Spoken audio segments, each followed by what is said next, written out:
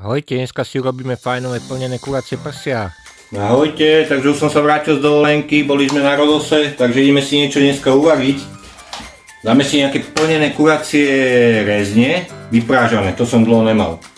Takže poďte sa pozrieť so mňou. Takto si pokrájame fajnovú cibulku rýchlo jednu. A drobno. Odrežeme si takejto prerastenej slaninky, také 4 kúsky. A tiež pekne na drobno. Hodíme si cibulku na olej. Pridáme k nej tú slaninku a pekne osmažíme. Počas toho, ako sa nám smaží, si prichystáme kuracie prsia, takto si ich predelíme na polku. Vyklepeme si ich pekne. A najmoc silno.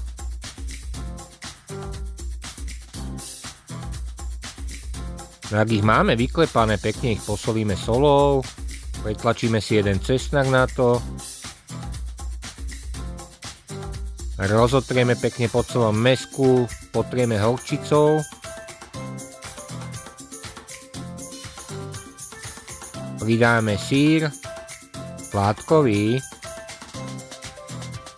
toto konkrétne je nejaká Kleopatra sír, na to si dáme šunku, strojovú som dal.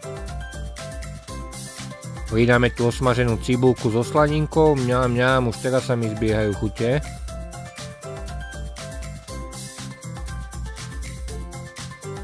Pekne si to preklopíme. Napichneme špajdlov, aby sa nám to nerozondilo, ja mám také kovové. Pekne to obalíme do trojobalu, hladká múka, vajíčko, strúhanka.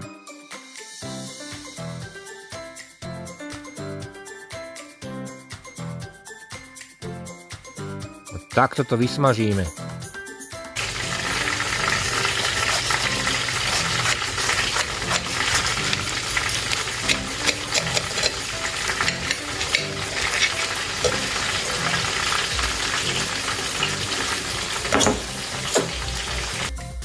Mňam, neskutočne je to dobré. Prajem vám všetkým dobrú chuť a dúfam, že vám tento receptík bude chutiť. Ahojte, prajem pekný deň.